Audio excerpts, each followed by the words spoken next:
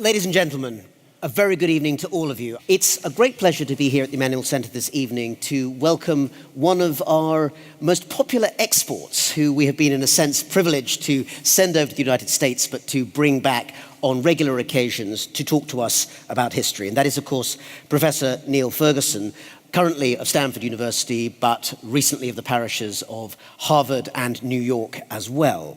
You will know, of course, that Niall Ferguson has written on a variety of topics, many of them with very punchy one-word theses to start with: civilization, empire, Colossus, and then the big names of the 18th, 19th and 20th centuries: Rothschild, Warburg, and of course Kissinger, the biography of whom Niall is currently in the middle of writing. But he has today come to us to talk about a rather different set of ideas in his new book, The Square and the Tower, which is subtitled Networks, Hierarchies, and the Struggle for Global Power. And I was struck by a story that you tell quite early on in the book, Niall, in which you say that you were, to some extent, put onto this topic by a realization, perhaps at a certain age and a certain stage in the academic career, that you were extraordinarily well connected and networked, but that you felt that as an Ivy League professor, you still had no real power. Now, as an academic myself, I can sympathize with having no power, even though I can't claim to be in any way well networked. But I'm sure that wasn't the only reason that you chose to write this book. What was the reason that this particular topic took you up so strongly? Well, first of all, can I just say what a pleasure it is to be back here on this stage where I think 2 years ago, Andrew Roberts and I were talking about the first volume of the Kissinger biography. It was partly writing that biography that made me think about networks in a more systematic way than I'd ever done before. We might talk about this later, Rana, but I have a hypothesis for volume 2 of Kissinger, which is that he went from being a Harvard professor to being, at one time, perhaps the most influential, perhaps the most powerful man in the world in the 1970s, through his network. And the hypothesis that his network really mattered is one that I've vaguely, slightly tested out in this book. So I was thinking about networks. Then, of course, I moved to Stanford just about a year ago. And if you want to think about modern networks, the ones made possible by the technology of the internet, there's really no better place. And I should tell you a somewhat discomforting tale. When I arrived at Stanford and started talking to people in Silicon Valley, which is right next door, about what I do, they kind of looked quite bored. Surely not. And you know, the guys in the t-shirts were like looking at their phones and the Apple Watches, and I realized that for these people, history began with the Google IPO, or maybe the founding of Facebook. And all the stuff that I was interested in was essentially the Stone Age as far as they were concerned. And so I would kind of try these conversations out. You know, there's a lot that you could learn from, that kind of thing. And people would look completely zoned out. So I was motivated to write the book partly by a sense that Silicon Valley had the Henry Ford theory of history, namely that history is bunk, irrelevant to them, they had nothing to learn from it, because their technology was so awesome, what could possibly stand in its way? So the book was partly motivated, I think, by a desire to think through hypotheses about networks, but maybe more motivated by a desire to show Silicon Valley that history applies to them just as much as it applied to Wall Street 10 years ago when I was writing The Ascent of Money. May I ask, Niall, if that's what's behind the rather broad claim on the back of the book where it says, what if everything we thought about history was wrong? Nobody should ever be held responsible for what is on the back of his book, any more than one should be held responsible for the headline that's put above one's articles in the newspaper. You know that, Rana. Well, in that case, we won't hold you responsible. A man is not under oath when he signs off on the blurb on the dust jacket. Well, in that case, Niall, we won't hold you to the quote from someone else in The Guardian that you're far too glamorous to be an academic. We'll take that as being part of that. Well, it's a low bar. Investigation.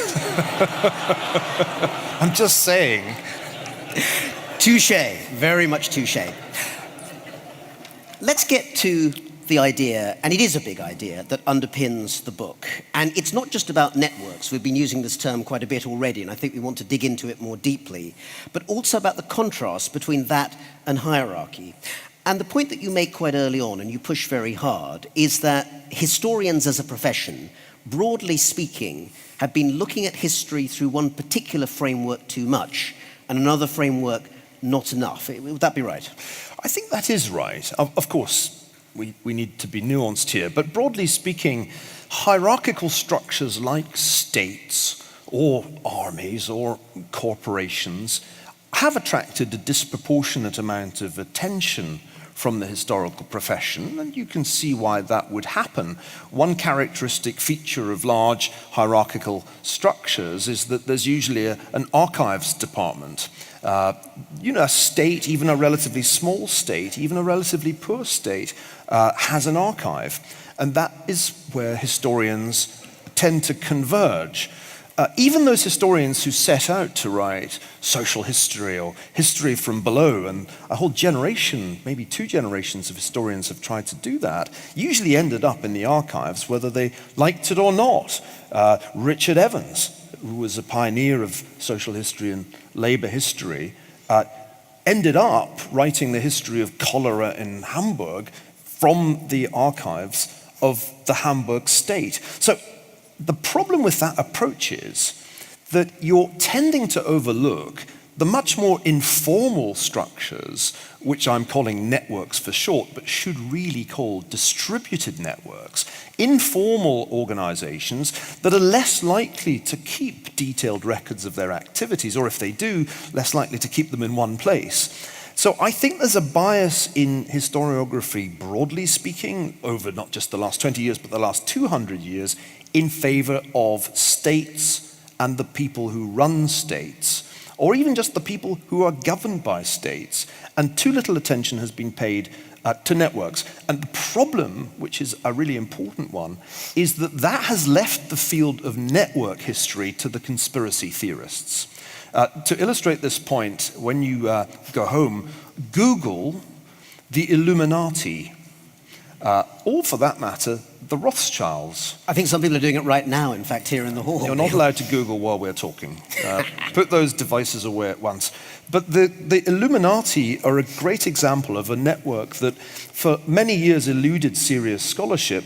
I mean, would you say this is a sort of idea that in the 18th century, a variety of largely Enlightenment figures came together in a massive conspiracy to try and control the world, and their influence in this conspiracy theory has supposedly lasted for the 200 years ever since? This is one of the most potent conspiracy theories out there, has found its way into the literature of such luminaries as Dan Brown. I think they're in the Da Vinci Code. But it's much worse. When you get into the websites that purport to tell the history of the Illuminati, you enter the strange parallel world of conspiracy theory, which we as academics are sort of repelled by. We don't really want to go anywhere near those people because they're so disreputable. But that means we slightly leave the Illuminati and other similar organizations, say the Freemasons, in the hands of the conspiracy theorists. I mean, I can remember John Roberts at Oxford saying you couldn't write the history of secret societies in the 19th century, you could only write the history of what people had said about them. And that meant that all these different network-type organizations were written about in an entirely lurid style, going right back to the late 18th century, which blamed them for everything. You name it, there's a literature that blames the Illuminati for it, or if not the Illuminati, the Rothschilds, and if not the Rothschilds, the Bilderberg So let's group. not indulge in any conspiracy theories, but let's say, supposing we were, frankly, rather large seminar group working with Professor Ferguson at Stanford, and you've just made that point. Isn't the first thing that someone's going to come back to you, if they're training to be a historian, to say, well, it's all very well to make this critique, there's a great deal to it, but what is it in terms of sources and methodologies we should be using to uncover this hidden history? Surely the point about that history is that it is hard to recover, and that's why people haven't written it. Hard, but not impossible. In recent years, a tremendous group of scholars in Germany have written a serious history of the Illuminati, which did exist. There really was a radical Enlightenment secret order founded in the 1770s, designed to promote the ideas of the more radical parts of the Enlightenment. And it its strategy was to penetrate the existing structure of Masonic lodges. They were kind of infiltrating Freemasonry. Now, the lodges turn out to have quite extensive records relating to the society. But Neil, then you're basically saying we're going back to a different sort of institution and their archives. That's more a question of looking harder for archives rather than a different method. Well, I think it is that, because clearly you can't do anything without some source material. The characteristic feature of network organizations is that there is source material, but it's very widely dispersed because it's a network. Another good example, which is actually going on at Stanford right now, is the way in which the Enlightenment itself can be understood as a network phenomenon. How do you do that? Well, you look at the networks of correspondence and publication through which Enlightenment ideas spread. And this has really become quite an ambitious project, in effect to graph or map the intellectual revolution of the 18th century. And in the book, I actually depict one of the products of this enterprise, a map of Voltaire's correspondence. I got quite excited by this tool because you can in fact plot all kinds of graphs showing how exactly the great intellectuals of the 18th century communicated their ideas to one another. So it is doable to write the history of networks, but you need somewhat different techniques. And I want to go to a very specific example in a minute, and possibly one of the most important ones in the book, but just to drive the point home, again, if we were sitting amongst your historical colleagues, your historian colleagues at Stanford or Harvard or elsewhere, wouldn't they tap you on the knee and say, Neil, in the end, what you're describing actually is the kind of social history that people have been doing for decades now. They're talking about trade unions forming before the trade unions existed, suffragettes moving together illegally and not being able to record what they do. These are in the end the sorts of histories of people who haven't left behind an archival record, but which people have been reconstructing through oral histories, through other sorts of sources for some time now. Is there really anything different here? Yes, there is, because although there were all kinds of efforts in that direction going back decades, no historians until very recently understood the first thing about network science, about the theory of networks. And until you have some theoretical framework to think about a network, it's just a term you use casually. And everybody in this room will have said that they have been networking at some point in their lives. We started using it as a verb back in the 1980s. But in fact, there is a complex and sophisticated theoretical framework for understanding networks, including the network in this room. So we could actually graph the network of people in this room with a relatively small amount of data from each of you, and we could work out the structure of the network. We could work out who was most closely connected with whom. We could work out who was the best connected person. We could use measures like betweenness centrality to figure out which person in this room, in fact, was the most important hub of the network. Of course, it's me, but I think that's technically called 6 degrees of Niall Ferguson. This is a 3.57 degrees, it turns out, because it's no longer 6 degrees of separation. So the problem with a lot of what you just talked about as social history is that unwittingly historians were writing about networks. I used to do this. I would talk about networks when I was writing the Rothschild book. I would say, well, there was a network of agents, of correspondence, and so forth, but I didn't realize that I was failing to analyze the network structure. And so a really big part of the motivation for this book was to say to my fellow historians, people, you've been writing about networks without understanding how they work, without using the tools of analysis that you need. It's not enough to write social history and then say, oh, well, they were the proletariat, they were the bourgeoisie, and I suppose that must have been the aristocracy, which is essentially what social historians inspired by Marx did for several generations. No, it's much more interesting than that. What's really fascinating is when you start understanding the distinctive properties of social networks through the ages, the fact that their structure is not that of a lattice, the people in this room are not all uniformly connected a little bit to one another, any group of people will turn out to have a really quite complex network structure. And that's what the book tries to do. Very few historians have got that. In fact, there's a small and growing generation of people working in this kind of way, drawing on these ideas which come not just from social science, but also from the natural sciences. You know, neural networks are an important part of where we get network theory from. Even physics has made a major contribution. Almost the best book I read about networks was by a man called Laszlo Barabasi. Brilliant book. That's the stuff that historians haven't really paid any attention to. Well, we shall now turn, I think, to a very specific example. It's one of the most important ones in your book. And that comes from the early modern period, about 400 years ago, around the era of the Reformation. And just a reminder, of course, that the Reformation is very much on our minds in the current year, because it's 500 years since Martin Luther basically pinned up his precepts on a church door, opening the great rift in European Catholicism and bringing about what we now think of as the birth of Protestantism. Along with that comes a variety of changes both in messages and technology. And Niall, your book does a great deal to argue that the Reformation and the technological and social and religious revolution that comes with it is actually a really important period in terms of networks. Yeah, there's some terrific work on this, which shows the ways in which the advent of the printing press in the 15th century set into motion what became one of the great intellectual or religious revolutions of all time, the Reformation.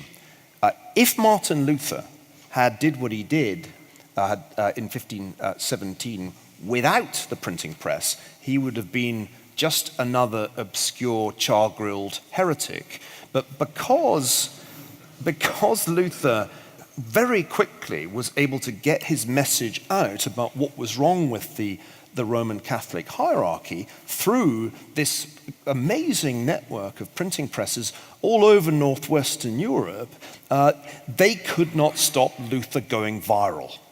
And this is a really important insight. There haven't been many periods in history when established hierarchical structures have really been overwhelmed by a network phenomenon. It was really difficult to do in any previous century, but the printing press allows Luther's message to spread with astonishing speed. Now, there's a very good paper which I cite in the book by a man named Dittmar, who compares the ways in which printing led to a dramatic decline in the cost of a page and a dramatic growth in the volume of books produced. And this is very similar in its shape to what you get when you map the personal computer's explosive growth in our time. And the analogy, I think, holds very good. Broadly speaking, what I argue is there have been two great ages of network disruption empowered by new technology. One really starts in 1517, and the other gets going in our own time in the 1970s with the birth and rapid growth of the internet and the personal computer. That's really a critical argument in the book, because only by reassessing the Reformation as a network-driven phenomenon can we begin to understand the implications of our own network revolution. And I'll just mention a couple to illustrate why this really matters.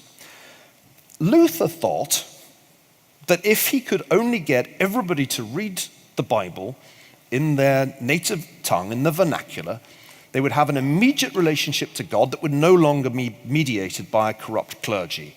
And everything would be awesome, as they now say in Silicon Valley. There would be a priesthood of all believers. We would all be Christians together. Problem solved. This is so like what people in Silicon Valley have been saying for years would happen if everybody was connected. In a planet where everything is connected, there will be, you can ask Mark Zuckerberg about this, a global community. And that vision of a global community suddenly struck me as just the same as Martin Luther's vision of a priesthood of all believers, except that it doesn't turn out that way. Once you connected everybody in northwestern Europe to Luther's vision of Reformation, what happened? No, not a general agreement that he was a good guy, dramatic polarization. Some people say, yes, you're right, we're with you. In fact, we want to go further than you. this guy Calvin has the right idea. And then a whole bunch of other people said, no, absolutely no way, let's do the Counter-Reformation. And so Europe goes very rapidly into a state of polarization. And in this polarized environment, conflict escalates, and you end up with about 130 years of religious war.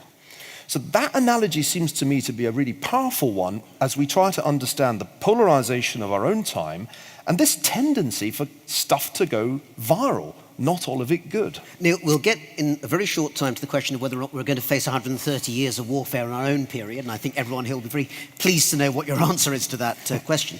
Sticking with Luther's time for a little longer, you mentioned various things, including the use of the printing press and the technology to spread the Bible. And of course, the use of the vernacular Bible in local languages, in English, in German, in French, and so forth, was an important part of that. But isn't another important part of the networking the shared use of language? This is also a time when there is a commonality of the use of Latin in this particular case. I think also about a part of the world in which I work in terms of history, and that's China, where, of course, we like to point out that printing was invented rather earlier than it was in Europe. And you also have there a large... I do acknowledge that in the book, though. Absolutely so. And China is something we'll also come back to. But thinking about sort of the parallel period, you also have there the spread of commercial and merchant culture because of the ability to print and pass out these messages, whether they're commercial or religious. Buddhist texts are an example of that too. So how important is shared language as a driver, as a motor for your network mechanism? Well, it's hugely important. One can see that today if one graphs the world's online networks. There really are two. One is essentially an English-based network, which is run by network platforms based on the west coast of the United States, and the other is a Chinese network, and they're really quite separate now because the Chinese built their own network platforms. And there is remarkably little communication across the borders. There's some, but not anything like as much as there would be if we all spoke and used English. And that also comes into the case of the Enlightenment, where there is a global conversation going on in French and English, and those people who are in that conversation can use both those languages. So I think language is crucial. You can't have a network which is going to succeed that is polyglot. That's really hard to manage.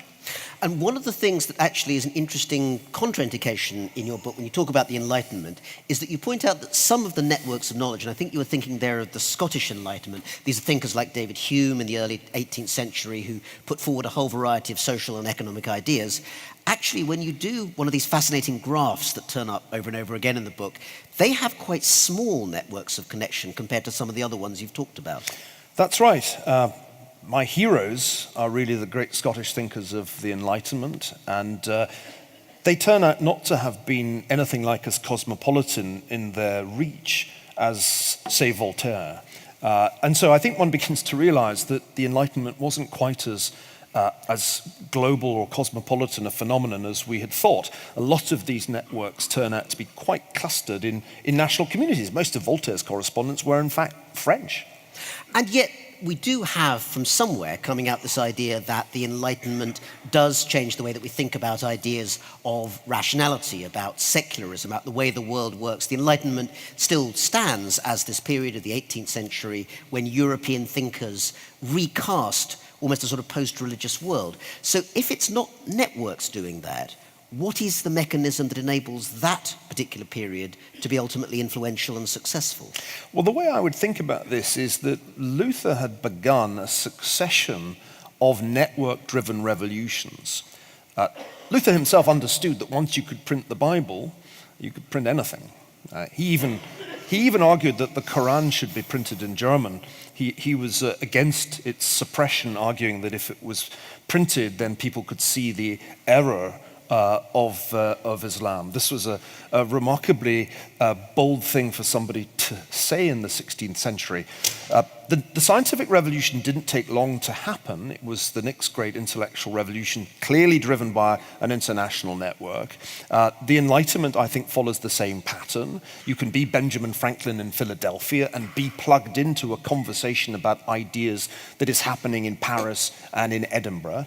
And the Industrial Revolution, a rather less glamorous but economically much more important revolution that began in the British Isles, had the same character, although it involved quite different people. I'd say there was a kind of era of network revolutions that culminated in the political revolutions in the American colonies and in France. And that was the sort of high point of that networked era that had begun in 1517. But in a way, the networks overreached. Ideas of liberty that worked pretty well in the American colonies worked pretty badly in the case of France, which plunged into a kind of bloody anarchy near civil war in the 1790s. So in the book, there's a really crucial turning point, which is Napoleon. Napoleon is a hierarchical figure who says the only way we sort out this mess is that I control everything. And Andrew, who was here 2 years ago, has done such a terrific job on Napoleon's biography. He's written a wonderful biography. Showing what a control freak Napoleon is. And Napoleon's attitude is, the only way we fix this is if I make every decision right down to the colour of the soldier's buttons. Surely the answer to that, and I imagine there may be some Napoleon fans in the audience who'd like to speak up for him during Q&A, is that amongst other things, yes, he conquers large parts of Europe, but he also introduces the Code Napoleon. In other words, shared ideas of law, shared ideas of understanding how bureaucracy and rationality work that help create the mechanisms by which a network could operate. In other words, people can talk to each other in literally the same language because of Napoleon. Surely that helps, not hinders the network. But let's not get too fixated on the ideas. The network structure is as important as the content of any idea passing through the network. That's a really crucial point. Why do things go viral? Most people instinctively assume it's because they're just really cool things. They're really kind of inherently attractive and interesting. But it turns out to be the case that perfectly interesting and attractive things don't go viral, and really bad things, really unpleasant things can go viral. Witchcraft went viral, as well as the scientific revolution. Keith Thomas showed that many years ago. And that's because network structure is really crucial. It's as much the structure of the network that an idea, or for that matter, an actual virus attacks, that determines how far and how fast it spreads. What essentially Napoleon said was, these ideas are all very well and good, but the structure's gone haywire. We need to restructure France so that one person, me, is in complete control. And that was the essence of the Napoleonic project: Enlightenment, despotism. And I think that seems to me like an enormous turning point in historical development. The assertion that human society, in fact, does need a strong authoritarian and hierarchical structure in order to function. And I'd say for the next 200 or so years, that's a very powerful, attractive proposition that leads to the emergence of ever more centralized states. So hierarchy basically wins somewhere around about 1800 and becomes the dominant structural form right the way through the 19th and into the middle of the 20th century. And that brings us in a little while to the subject of China, which of course shows very interesting characteristics of both the hierarchy and the network. But before we get there, let me take up another thought that's driven by your mention of Napoleon. And that's the link between hierarchies, networks, and power. And that, I think, inexorably brings us to Henry Kissinger. You spent probably more time than anyone in the academy examining the life of Henry Kissinger in detail, and so that you're uniquely qualified to talk about him. In the chapter on Kissinger in your book, you talk about the way in which you come to discover that you think that essentially he's possibly the most, not necessarily the most powerful, but the most networked figure in modern politics that there has been or ever will be. Why that? Why is that? Well, this has to do with what happened in the 1970s.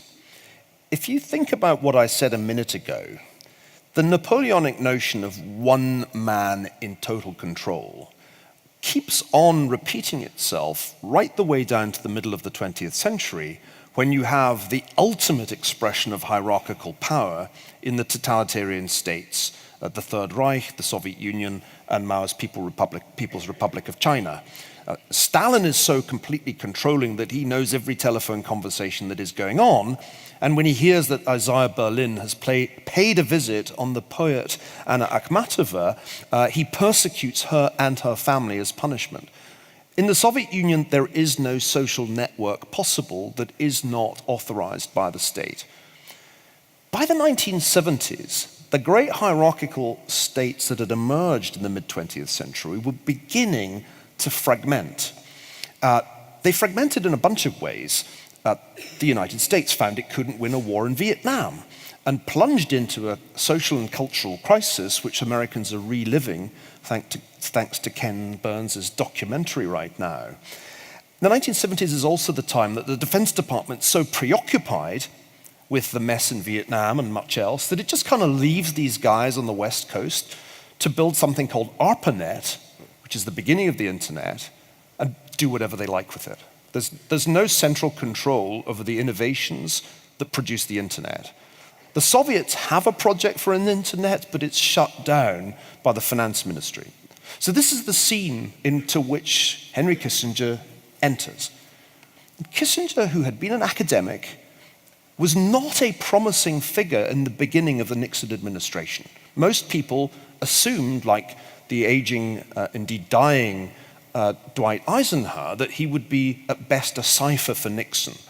Within a few short years... So just say, this is in 1969, he comes in as National Security Advisor to newly elected Republican President Richard Nixon.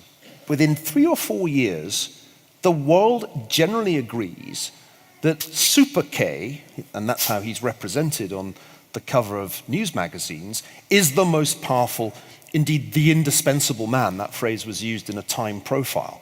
And I try to show in this book, and I'll show it again, I think, in volume 2 of the biography, that that's because Kissinger understood that the age of hierarchy was waning. It didn't really matter where you were in the org chart, you know, the organization chart that says the president's there and the national security advisor is there, but the Secretary of State is actually above him. Kissinger didn't care about the org chart. He despised bureaucracy and had done since he was a young man. Kissinger realized that real influence, and maybe ultimately power too, came from your network. And that is why he compulsively lunches with journalists, even hangs out with people in TV and movies, and builds a network that's ultimately global. For me, the key insight was that one could actually graph that network and establish, not just journalistically, but rigorously, that he was the most important node in the network. That word node is crucial. You're all nodes. I'm a node, Rana's a node. The relationship between Rana and me is an edge. That's essentially the... Not a sharp one, I hope. It's a quite soft edge of, you know, mutual academic respect and degree of political hostility on Rana's side, I imagine. Because all Oxford dons think I'm a kind of wild-eyed conservative. We're just jealous, Neil, we're just jealous. There is that. So Kissinger, you can show that Kissinger was the indispensable man, and I've done it in the book with the help of a brilliant student of mine, Manny Rincon. We've graphed the Nixon and Ford administrations. We looked at all the ways in which the people within the administrations interacted and found that, yes, he really was, after Nixon, by far the most important person in those administrations. So I think it's a very useful tool. And to go back to something we were saying earlier, other historians need to make use of this kind of thing because it's very revealing once you formally graph a network. It can often turn out that the person you thought was really important wasn't that important. And I give the example of the American Revolution to back that up. There's a lovely paper. If you're interested in the American Revolution, there are probably some Americans here tonight. It's a great story, but the story we tend to tell gives enormous importance to Washington, Jefferson, and of course, since the musical, Alexander Hamilton. But Paul Revere was way more important. Paul Revere and Joseph Warren were the key people in the network that made that revolution happen. Paul Revere was the man who famously made the ride from Lexington to Concord and was a sort of key figure, remains an iconic figure of the American Revolution. Absolutely. And the connectedness of Revere is something that we can graph. Moreover, it turns out to be crucial that these key nodes in the revolutionary network were Freemasons. They were already in a pre-existing network. So that's the kind of thing that I find really fascinating, and it's the kind of thing that you won't find in most history books of the revolution. Okay, but let's stick with Henry Kissinger for a moment, Neil, because while I'm willing to absolutely admit my jealousy of you, I think all Dons are much more jealous of Henry Kissinger, who managed to make it from the academy to world domination. Because you talk about the way in which the world was changing that enabled him to create that network. But the fact is that the people who came afterwards, Cyrus Vance, George Shultz, Lawrence Eagleburger, other secretaries of state, they were distinguished people, they had networks of their own. And yet the fact is that Henry Kissinger has not been in a formal American government office since 1977. And yet when anyone mentions a Secretary of State, an American diplomat, Kissinger is, even now at the age of 94, top of the list. So there must be something distinctive about him. It can't just be the changing tenor of the times, or other people would have been able to do that too. I think that's a great observation. Rana, you know China better than me. He's still the most revered Western figure. That's correct. There, even more than Mark Zuckerberg. A little bit more. Xi Jinping will invite him to come for private one-on-one meetings. Putin too. It's extraordinary the extent to which a man in his 90s is still turned to at critical junctures, such as followed the election of Donald Trump, which took most international observers by surprise. And I think it would be wrong for me to go to the other extreme and say it's all about network structure. It's also the fact that in his relationships, Kissinger has this uncanny ability almost to mind meld, to get inside the psychology and even the history of the person that he's sitting opposite. And this is something I did write about in Volume 1. This ability to put yourself empathetically in the other person's shoes is a very powerful skill that he has. And when you look at the relationships in his memoirs, for example, that he mentions most frequently, there were people from completely different worlds. Anwar Sadat, Zhou Enlai. These were the people that he formed very strong relationships, or the Soviet ambassador Dobrynin. So I think in the end, the key to Kissinger's network was not how many shuttle diplomacy flights did he take. I think John Kerry and Hillary Clinton thought that was the key, so they would always boast about how many countries they'd been to. No, it wasn't the air miles that mattered. It was the way in which he built relationships. And I suppose the more I've reflected on this, the more I've realized that the study of networks is the systematic study of relationships. And it's the recognition that in any organization, any institution, there really are two maps. There's the org chart, which tells you who you report to and who reports to you. And then there's the network, which is the real map. And people who work in organizational behavior, some of them at Stanford Graduate School of Business, routinely do this for companies. They'll go in and they'll say, you think you're in charge, we'll show you who's really in charge. So I think Kissinger was somebody who grasped that. The network's more important than the org chart. And I think that's generally true. You've talked about the way in which different sorts of hierarchy and different sorts of network have emerged from the 1970s in an age when, again, technology changes very considerably. You mentioned the ARPANET, which, of course, is the predecessor of what we now think of as the World Wide Web and the Internet. And we now live in a time when what some people have called FANG is dominant. And that stands for Facebook, Amazon, Netflix, and Google. I have to say I have some doubts, and no disrespect to anyone from Netflix here, that Netflix may be in the list because it makes the abbreviation actually sound rather more pronounceable. But nonetheless, let's include them in that group. You can have GAFA if you prefer and add Apple in, which is better. The European Commission likes GAFA, but it doesn't work as well. On the other hand, the European Commission doesn't like any of these organizations terribly much. But the question comes in, these were organizations conversations that started off, you mentioned Mark Zuckerberg, chief executive of Facebook, wearing the T-shirt, everyone's wearing their baseball caps, looking very, very casual in Silicon Valley, making millions of dollars. These are supposed networks, social networks, that actually are the new hierarchies, aren't they? Well, that's the paradox. I mean, in the end, let's be clear, a hierarchy is just a kind of network. This is not a dichotomy that you should attach too much importance to. A hierarchy is just a network where key edges are missing that force most nodes to go through a central node, whatever it is they want. And a network, a distributed network, is one where there are more edges and there are no such obviously dominant nodes. So just to get that clear. That means that the paradox is in fact resolved by network science. If you create a giant network with 2 billion people, which is what Mark Zuckerberg has done, more than 2 billion people now are on Facebook, more than half, the entire population of the United Kingdom are regular Facebook users on the Facebook page once a month minimum. If you do that, you are not creating a lattice-like structure in which everybody is just a netizen equally sharing ideas and posting thoughts and liking stuff. No, the actual network structure is profoundly unequal. Because in almost all social networks, there is this extraordinary phenomenon of preferential attachment. When people join the network, when new people join, they want to be connected to some nodes much more than others. They want to be connected to the nodes that are already really well connected. So all large social networks are characterized by, in fact, a hierarchical structure. Donald Trump has way more Twitter followers than any of us. Not just a lot more, just orders of magnitude more than most people in this room.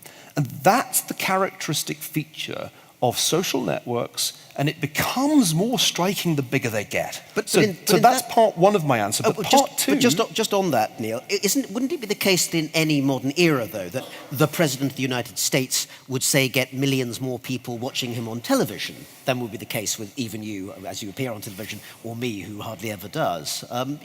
Is there any order of magnitude of difference in terms of the quality of that network as opposed to just simply being someone who people pay a lot of attention to? Well, it's a very different technology. In the end, television networks were centrally controlled. There was a very finite amount of programming that you could watch, say, during the Nixon presidency. Our networks are not like that. There isn't, in fact, central control over what is posted on Facebook. And that's part of Mark Zuckerberg's problem.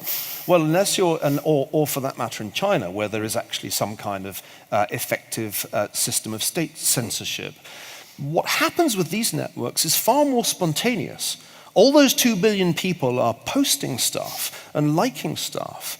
And it's a spontaneous outcome of those collective actions that produces what we see online. Algorithms decide what is going to feature most prominently, not people. And that's a very different thing from the big television networks of the mid and late 20th century. The second part of my answer, which is really crucial, is that unlike the great networks created by the printing press, the networks created by the personal computer, the smartphone, and the internet are very concentrated in their ownership. Johannes Gutenberg did not become a billionaire. In fact, he was bankrupt at one point and ended his life on a state pension. The people who built the social networks of our time have become billionaires. They own the networks. You just use them. And this is a very, very important difference between our time and that time. In our second networked age, if you'll forgive me calling it that, the network heightens the inequalities that already exist in our societies.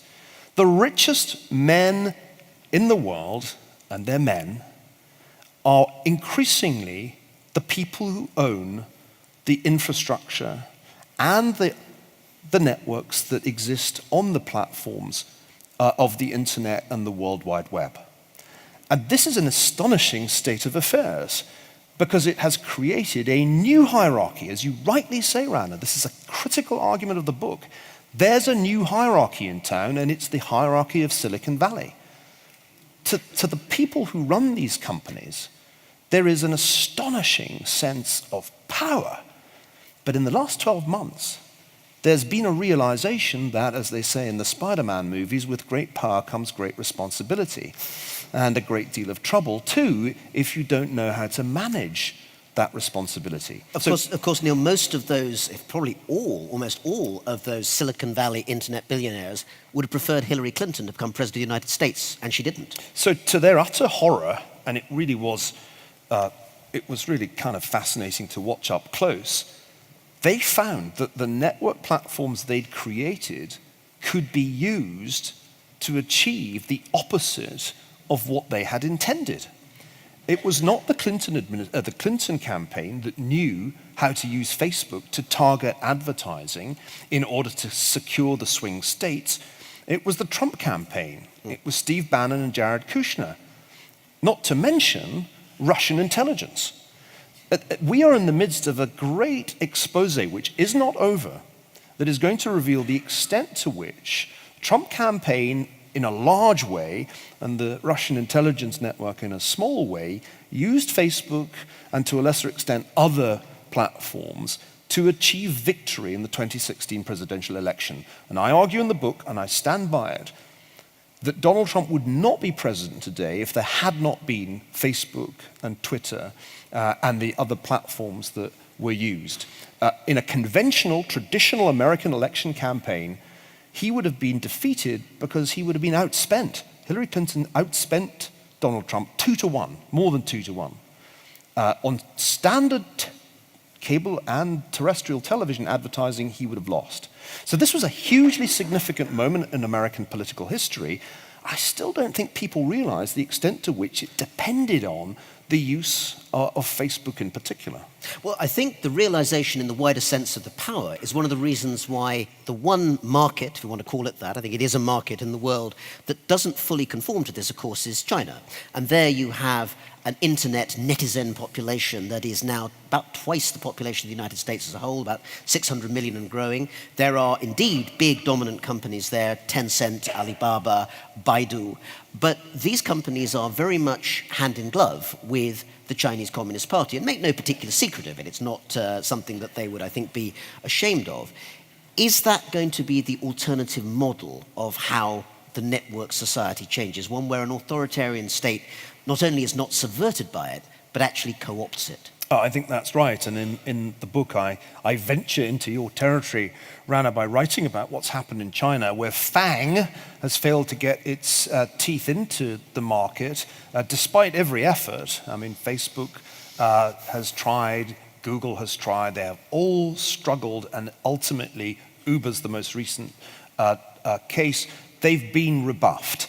And in their place, the Chinese have built their own giant internet companies. The bat has beaten the FANG, Baidu, Alibaba, Tencent. This means that there's a parallel, I mentioned it earlier, a parallel world of social networks, which is the Chinese world, that is not closely connected because there's a great firewall of China around it, to the rest of the world, which is essentially Silicon Valley's.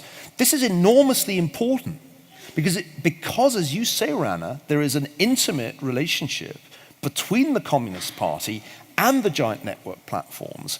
There is a unique opportunity here for a government, a system of government that many people thought was on borrowed time, certainly in 1989, to consolidate its power, because never in history has a government had such access to the data of its citizens as the Chinese government now has.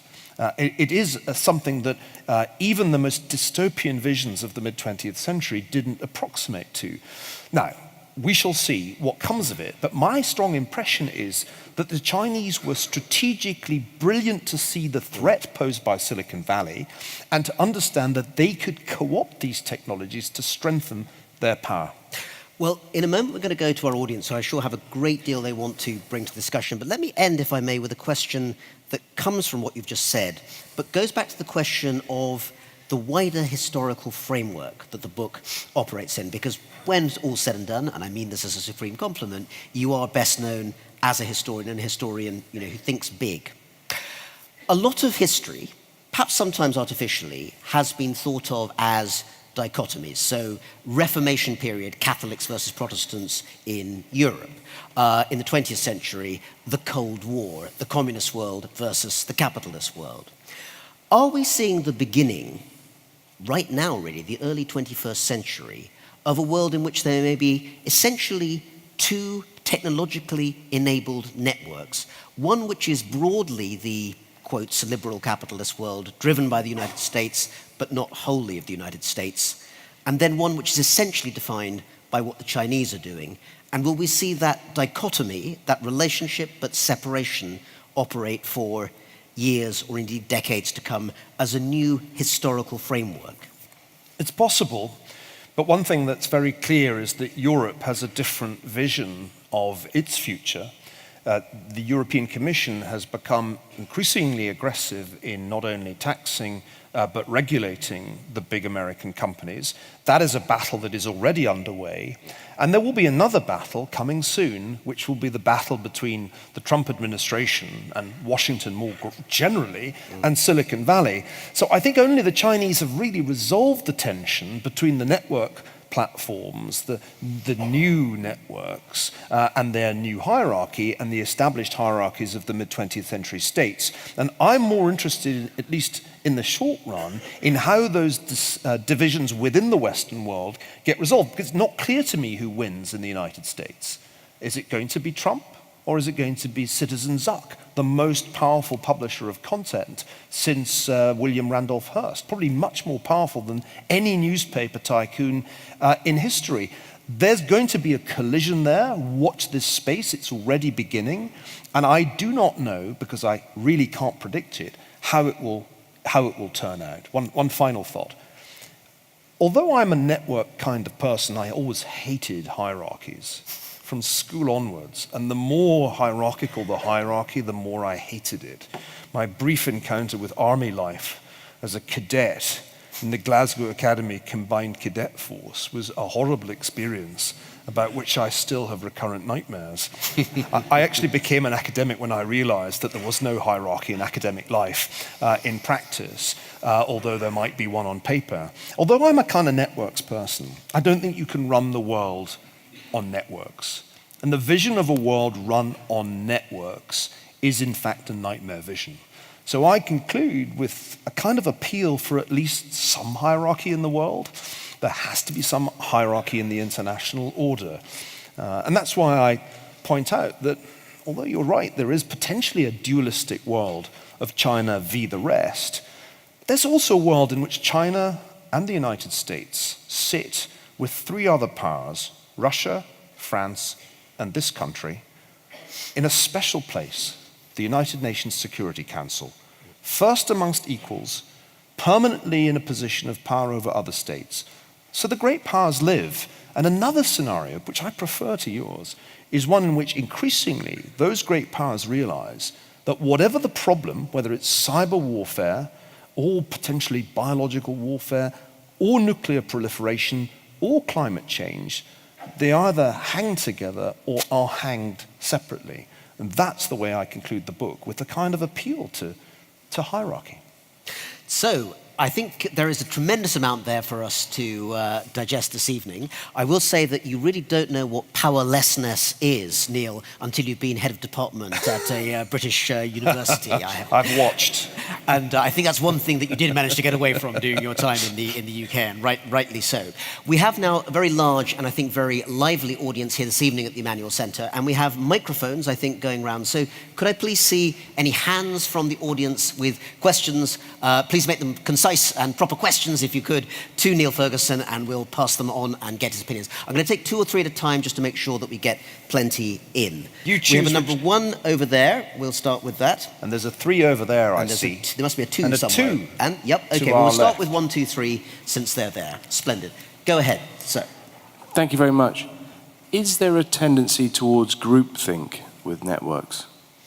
Very good, very concise question. Thank you for that. Groupthink. Number 2, right on the other side of the hall. Go ahead. Yeah, just picking up on Professor Ferguson's last point. Do you think networks generally are corrosive of democracy in that they're not accountable, or are they actually very democratic, or can they be both at the same time? Excellent. And let's take a third one and then go to go back to Neil. Where's number 3? Thank you very much. Yep. Yep. Do the size of networks have a particular importance? As in, the smaller the network, the greater the premium of the network. The people inside it can organize themselves better, they can know each other, they can activize as well more effectively.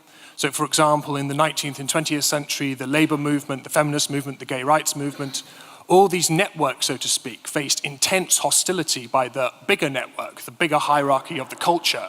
But because they were smaller and more organized, they could win in the end. Great questions, each and every one. I'll take them in order. Groupthink is a great term here, because one of the characteristic features of large networks that I mentioned was the tendency for them to self-segregate into clusters.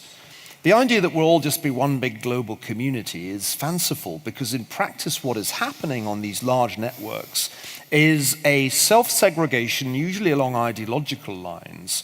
One can see this in some recent work that's been done on Twitter. People who use Twitter and retweet tweets tend only to retweet things with which they are ideologically sympathetic. And so we have these extraordinarily far apart clusters of retweets, liberal retweets there and conservative retweets there. And the result of that is, because of the way these platforms work, we find ourselves in echo chambers, because the algorithm keeps sending us things that it expects us to like and agree with. So groupthink is endemic in large social networks. It's really one of the most unhealthy aspects of the networked world. And this encourages something that we all have innately, which is our confirmation bias. Once you've taken a position, you start wanting evidence that supports it rather than evidence that contradicts it. The true scientist, as Karl Popper long ago argued, is looking for the opposite. He wants to have his hypothesis disproved, but we're only human. We'd rather have the hypothesis proved. So the networked world encourages confirmation bias in a way that is really quite frightening. And this leads on to question 2. These networks and democracy, they matter hugely for the democratic process. I argued this evening, and I mean it, it decided the outcome of what happened in the United States last year, and I think it also decided the outcome of the Brexit referendum. It was actually Dominic Cummings who pioneered the use of targeted Facebook advertising to hone the message of the Leave campaign. Would you say Dominic Cummings is one of the major political strategists involved on the Brexit side? I think he was the genius, if that's the word, of Brexit. And he was the one who understood that you needed to use these tools to craft the message, to find out what worked, and then to bombard the key voters with it. Facebook data allow you to do that. Facebook data, if you can get them, allow you to exactly target your message down to the postal code. So I think, well, beyond the postal code, down to all the personal traits of individuals that Facebook has been given by you all, because you gave Mark your data for free. That's what you did. On the other side of that spectrum, actually, Neil, people have analysed that the left-wing side, the Jeremy Corbyn Labour Party, actually was much better in the recent British general election at using Facebook data than the Conservative Fact. Jeremy Corbyn has 4 times as many Twitter and Facebook followers as Theresa May or Boris Johnson. 4 times. Now that is a bigger margin of advantage on social networks that Donald Trump had over Hillary Clinton, and his advantage was pretty big.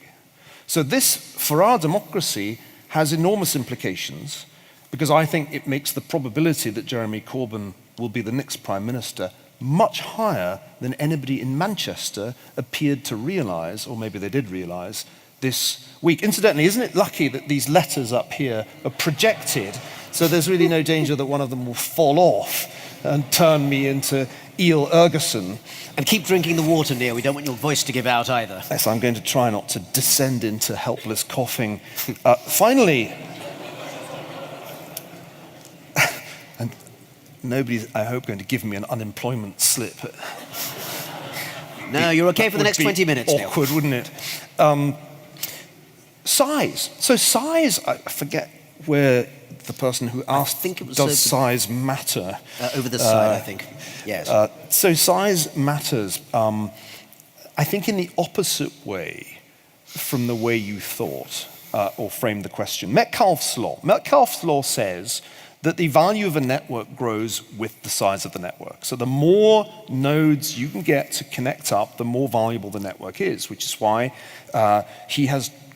Mark Zuckerberg has furiously chased additional Facebook users. Getting to 2 billion was a major watershed. They're not finished. And why he's courting Xi Jinping, the president of China, so assiduously. To the extent of jogging through Tiananmen Square, which is an extraordinary... Without a gas mask. Without a gas mask, very hazardous thing to do. So Metcalfe's law, which actually was formulated with respect to telecommunications networks, it's almost a pre-internet idea, says that a network is more powerful the bigger it is. And this is also illustrated by what happened to small exclusive networks when they tried to wield power. The Illuminati may be accused, as they were from the 1790s, of having caused the French Revolution.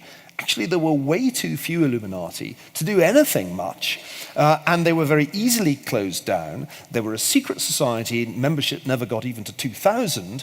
The irony of the whole conspiracy theory about the Illuminati is that it wildly exaggerates their power.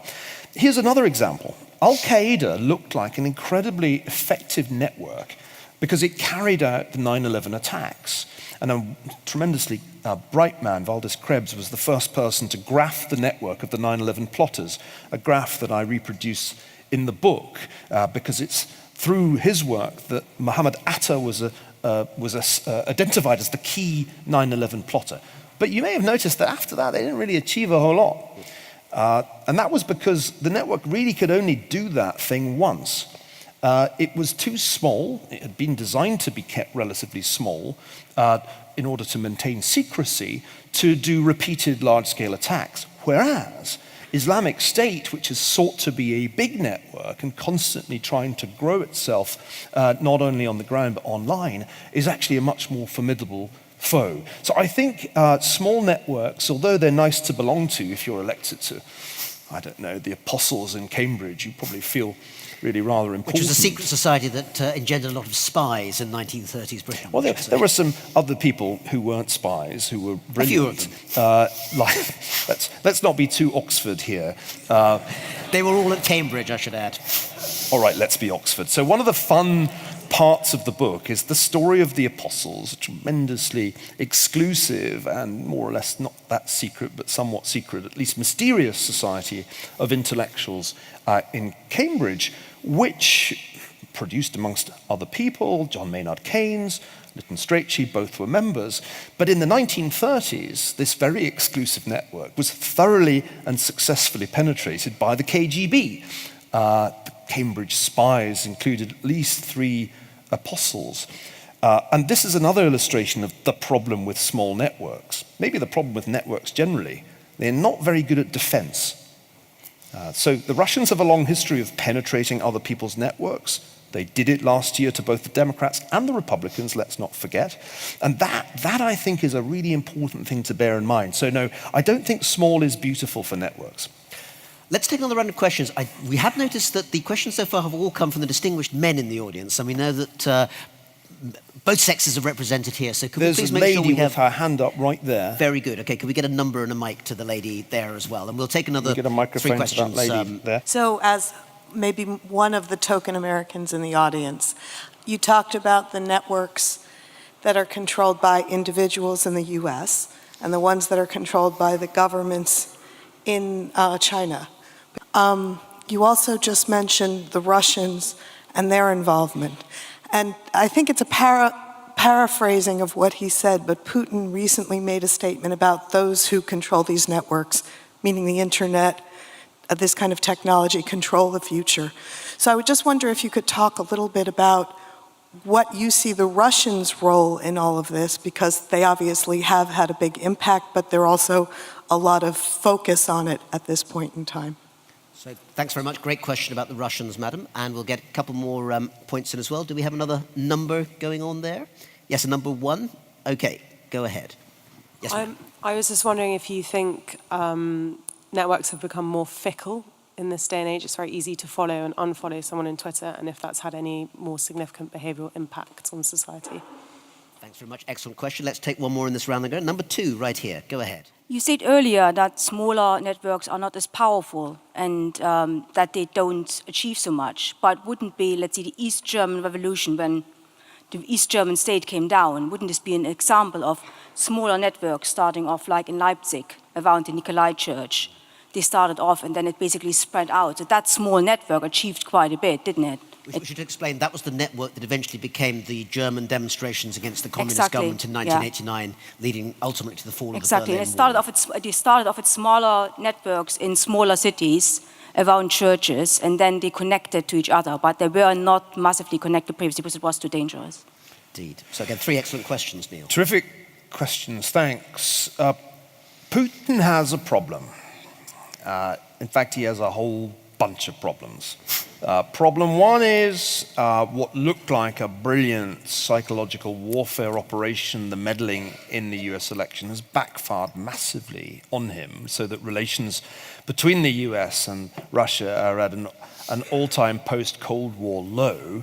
Lindsey Graham remarked that it took some real genius to unite Republicans and Democrats in Congress, and they were united over tightening sanctions on Russia. Problem 2 is, Russia's just not big enough to build its own competitive network structure. It does have them, but they don't have the kind of critical mass that China has. So he's right to identify that he who controls the networks will control the 21st century.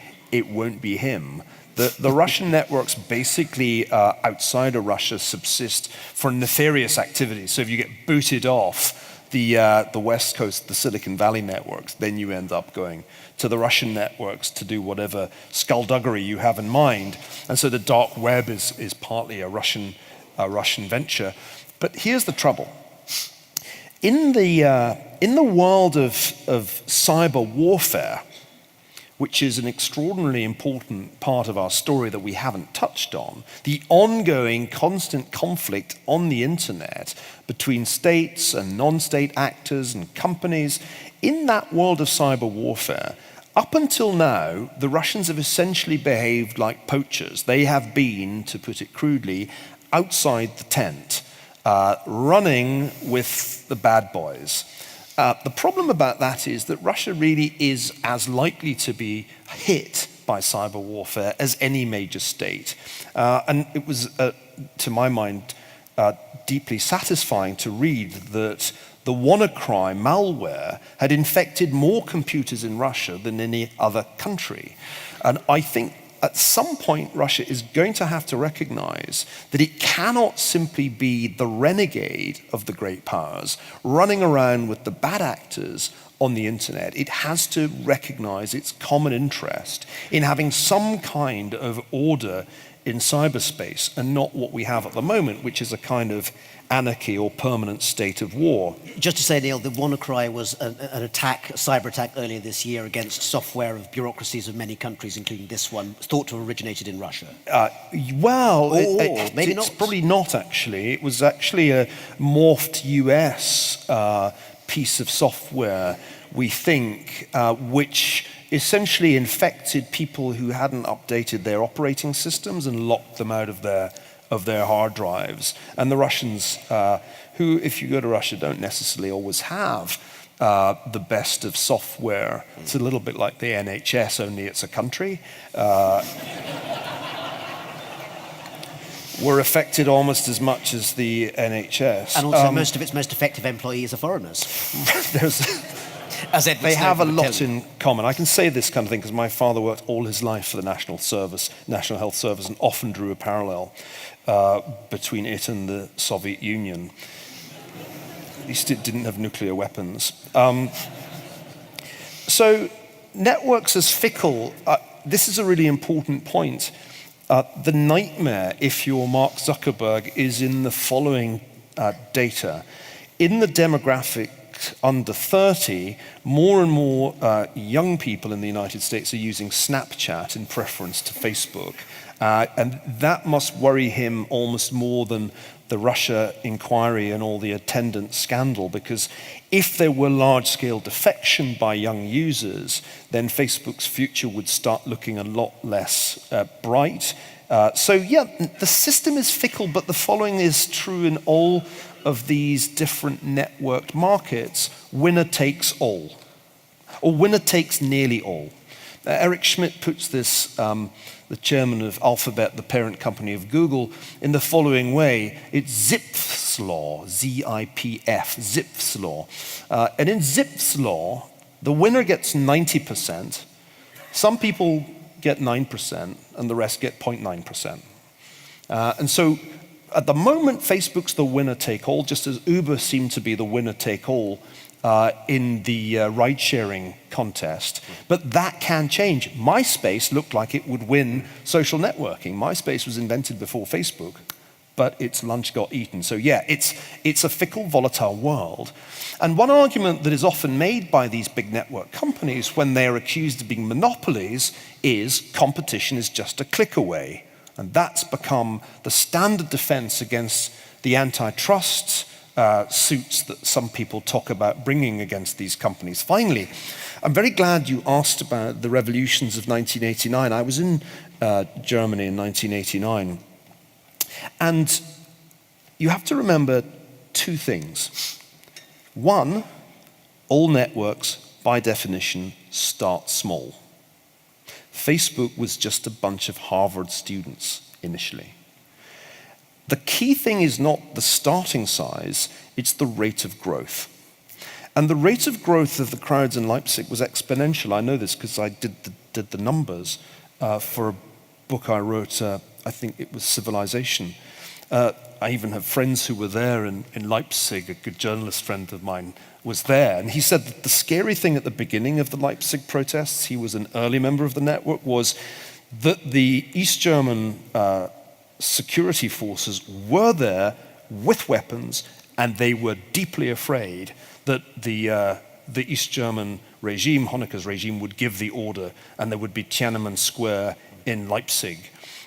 But because it grew very rapidly, exponentially in those few months, there came a point when that was no longer a viable option, especially for a regime that had essentially been told not to do it by Gorbachev. I revisit the story of 1989 in this book.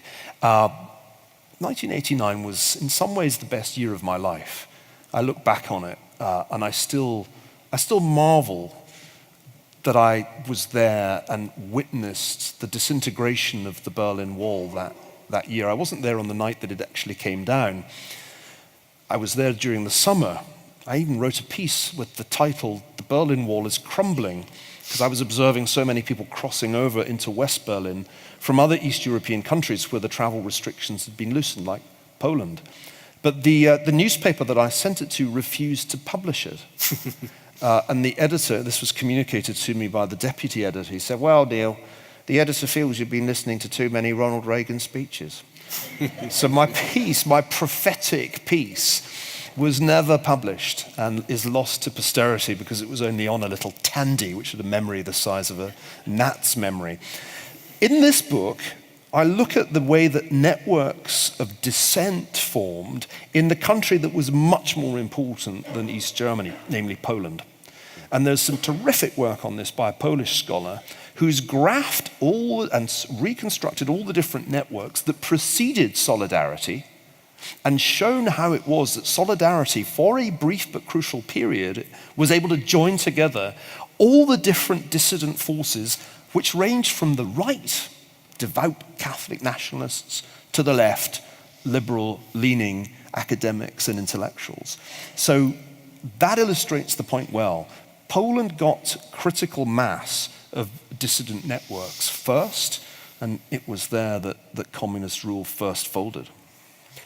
Thank you, Neil. And we've got another round of questions now, and I see hands and numbers coming up there too. Okay, let's not necessarily do them in order. We've got a 4 over there. We want to make sure different parts of the hall get taken up. So 4, let's take that one first and then make sure we go around. Hi, thanks very much. So I wonder how you think that we can utilize this understanding of networks, specifically the Silicon Valley kind of network, to combat rather than encourage Islamic terrorism? Okay, that's a very good question. Thank you for that. Let's see, is there a number that... Yes, we have a number 3 on this side. Let's get number 3. Go ahead. How do you think about the relationship between hierarchy and regulation, and what do you think is the most appropriate way to regulate networks? Very good question. Thanks for that. And there's another 4, but it's way over the other side now, so that's good. Let's get that 4. Hi, you spoke earlier about the hierarchy and the network. I was wondering if you had an opinion on how the network seems to almost need a hierarchy. So if we look at, for example, Wikipedia and how originally it had no editors before becoming an organization with editors and almost peer-driven, or Facebook, which now has groups and group admins and various other levels of hierarchy within its tools. So the last 2 questions, both very good questions, almost related to each other, and then the question, of course, about Islamic terrorism, Neil. Well, let me start with the question on Islamic terrorism, and not only terrorism, but the non-violent Islamic extremism, which I think is a precursor of violent action. My wife, Ayaan Hirsi Ali, has written an important analysis of this, showing how dawah, proselytization, is the prelude to jihad. At the moment, we're doing a pretty terrible job of this in 2 respects. One, the networks have not been very effective at preventing their use by groups like Islamic State. And Islamic State, I describe this in the book, in fact I show a network graph of Islamic State's blogging presence in 2013, prior to the high-profile executions that suddenly got everybody's attention the following year. And it's clear that Islamic State continues to be able to function, even on major platforms, by playing whack-a-mole with the companies. You close down one account and another one opens. And there isn't, in fact, a good way of dealing algorithmically with the way these people operate. And this relates to the second and third questions I'm going to talk about. Worse still, what has happened in the last year or so has been that those who speak out against Islamic extremism are attacked online relentlessly and viciously and accused constantly of Islamophobia. And this brings me to the questions of hierarchy and regulation and whether or not networks need hierarchy and indeed regulation. The answer is they clearly do. They clearly do. The problem is, how exactly do we regulate platforms with 2 billion users generating vast quantities of content that are clearly beyond any human editorial control? At the moment, we have seemed to have reached a consensus in the United States that these platforms are not publishers. They are network platforms, and they continue to be regulated differently from publishers of content under the 1996 Communications Decency Act. This exemption means that people at Facebook, or for that matter at Google, are not responsible for what appears on their platforms. There's no liability, there's no responsibility to warn. This exemption puts them at a great advantage relative to conventional publishers who have those liabilities under the law. This is an anomaly. It must, I think, ultimately change.